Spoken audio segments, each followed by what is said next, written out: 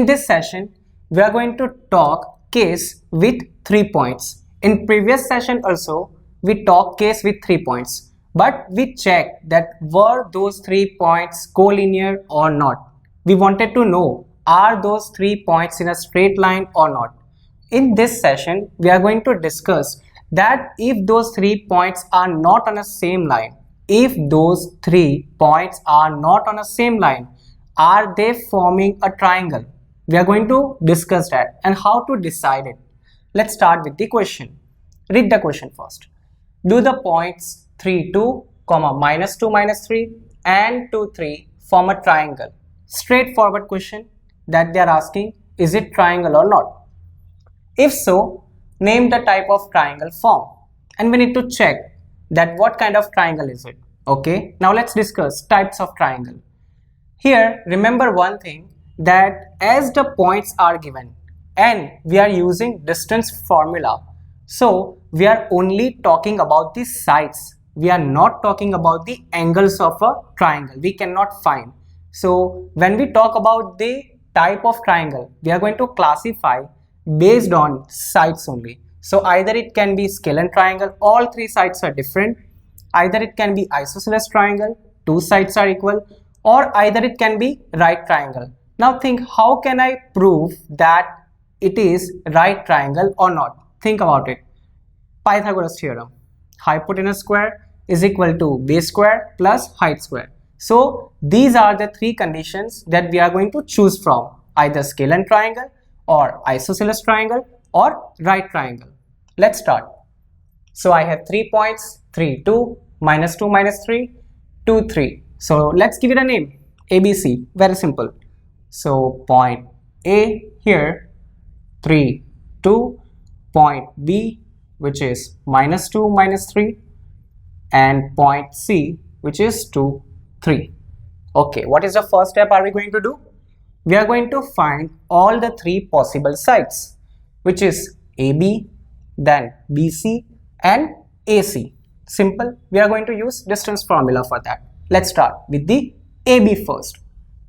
So AB is equal to, let's write the formula, square root of x1 minus x2 whole square plus y1 minus y2 whole square. We know this formula very well now by this time. We have written so many times even. So square root of x1. So I am going to take x coordinate of A. Then for x2, I am going to take x coordinate of B, because I am talking distance between A and B. So here 3 minus, see this minus is from the formula and this coordinate is negative minus 2. So here you need to write one more minus and whole square, plus y1, y coordinate of A, which is 2, minus for the formula, and y coordinate of B, which is minus 3. So minus 3 here, right? Before you do any kind of square, simplify it. Let's write one more time. So 3 minus minus plus 2 whole square plus 2 minus minus plus 3 whole square. Simple. 3 plus 2 whole square plus 2 plus 3 whole square. So what are you going to get? You are going to get 5 square plus 5 square. That is square root of 25 plus 25. What will be the answer? Simple. 50 units. My first side is done, AB. Let's talk about the second side, which is BC.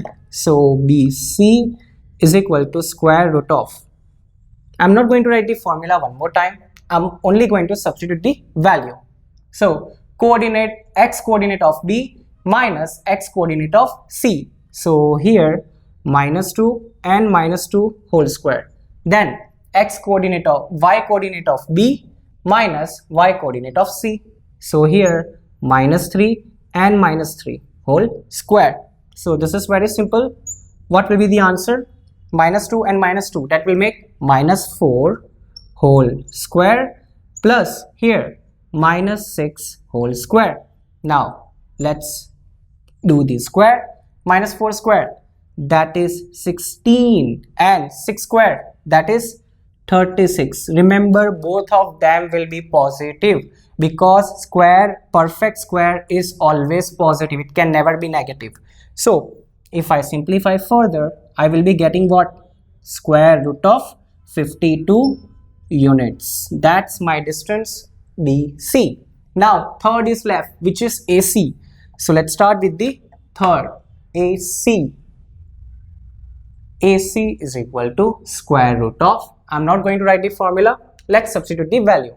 AC, so I will be taking x coordinate of A minus x coordinate of C. So here 3 minus 2 whole square plus y coordinate of A minus y coordinate of C. Here, which is 2 minus 3 whole square is equal to square root of 3 minus 2, 1 square, plus 2 minus 3 minus 1 square. Be careful here. And here 1 square is 1, minus 1 square 1. So square root of 2 units. Now what to do? We have all three sides. Okay, first of all, let's talk about the isosceles triangle. What is the condition for isosceles triangle? That two sides should be equal. Two sides should be equal. Let me write all these three sides over here so we can get the information at a time. AB is equal to square root of 50. Then BC is equal to square root of 52. And AC is equal to square root of 2. So let's compare. None of these sides are equal, not even 2. If any of 2 are equal, then we can say that it is isosceles triangle. So that is not possible. Scale triangle, it is possible. But can we think about right angle triangle? 50, 52 and 2. Can we find some relation? It is square root, so we don't think in a normal way. Let's do square of it first of all. So what I'm going to do, I will square them. AB will become AB square. So square root will be removed. What's left? 50. BC square. Square root removed. So 52. And AC square. It is only 2. Now you add it. Let's write. You know that 50 plus 2 will give you 52. Simple. So here 50 plus 2 is equal to 52. So 50 means AB square. Then 2, it is AC square, and 52, which is BC square. So it is Pythagoras theorem. So what kind of triangle it is? It is right triangle. Remember, so this is triangle is right triangle. This is Pythagoras theorem. Base square plus height square is equal to hypotenuse square. So we can write that it is right angle triangle.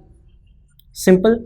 So we prove that if we join these 3 points, if we connect these 3 points, we are going to get triangle, and it is right angle triangle. Let's repeat the method one time. We have 3 values, 3 points A, B, C. First of all, you need to find 3 sides AB, BC and AC. Get those 3 distances and compare those 3 values. Are you able to find any similarity?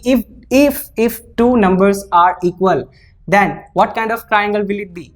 Isosceles. But we don't have that case, so it is not isosceles triangle. Let's square it and see. Because why did I square? Understand one thing. You don't need to square every time. There is a square root over here, so that's why I squared it. So it is very clear idea that if I add 50 and 2, I'm going to get 52. Simple. So this was the reason I've squared it, then I added it, and I can see that it is a right angle triangle. Let's discuss one more problem. Let's start with the question. Check whether 5, minus 2, 6, 4, 7, minus 2 are the vertices of an isosceles triangle. Okay, so we need to check.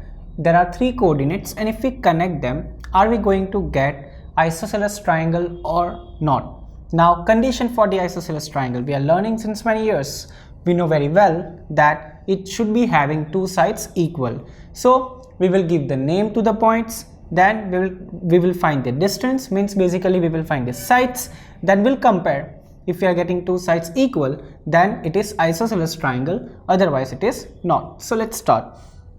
So first of all, let's name it.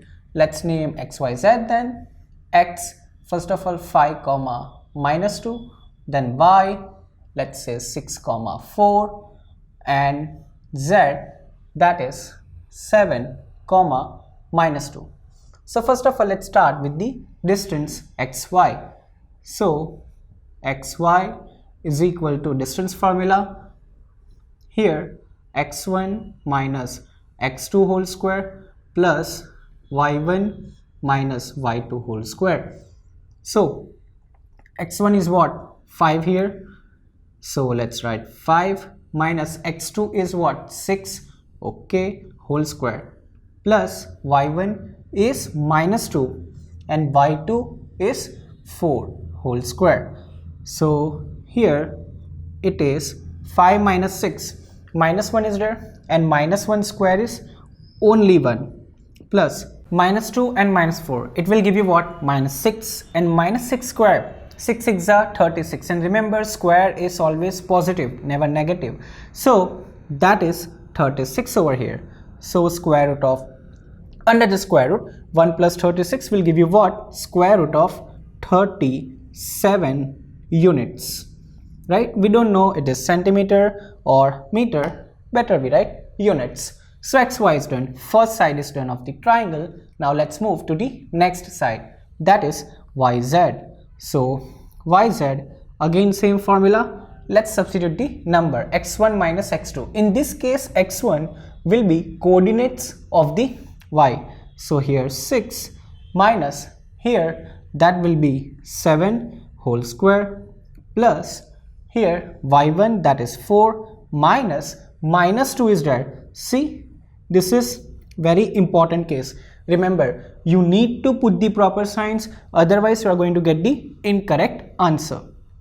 So let's write square root here, 6 minus 7, minus 1 again, minus 1 square is what? 1 only. So plus here 4 minus minus will become what? Plus. So 4 plus 2 will be what? 6, and 6 square is, we just did right now, that is 36. So if we add up, we are going to get square root of 37, and here we will write the units. Now you can see very clearly here that xy and yz is what?